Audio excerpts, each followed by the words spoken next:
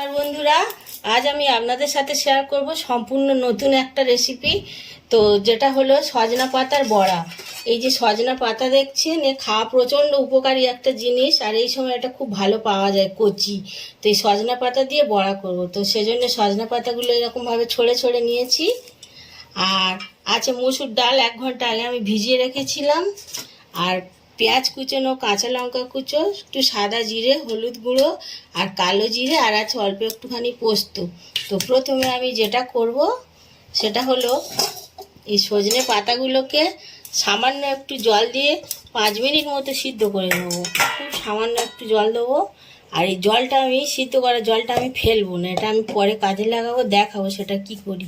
সজনে পাতাগুলো সিদ্ধ করে নিয়েছি 2 মিনিট মতো। আর এই যে জলটা আছে, এই জলটা আমি নিয়ে নিচ্ছি।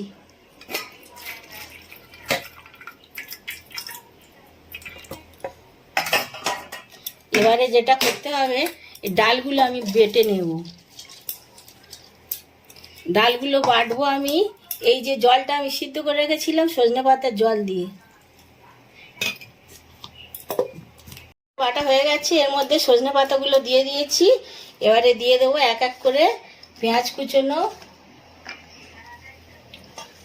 কাঁচা লঙ্কা কুচোনো, সাদা জিরে, একটু হলুদ গুঁড়ো, একটু কালো জিরে আর একটুখানি পোস্ত, আর দিয়ে দেব পরিমাণ মতো নুন।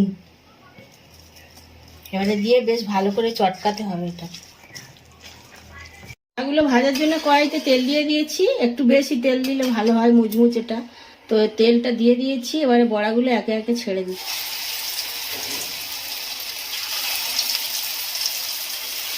তো প্রথমবারে যেগুলো দিয়েছিলাম এগুলো ভেজে নিলাম লাল লাল করে, এপিট ওপিট করে। পরেরগুলো অনেকগুলো এখনো আছে, এগুলো এরকমভাবেই সেগুলো ভেজে নেবো। বাবা বন্ধুরা, তৈরি হয়ে গেছে সম্পূর্ণ ভিন্ন স্বাদের একটা রেসিপি, সজনা পাতার বড়া।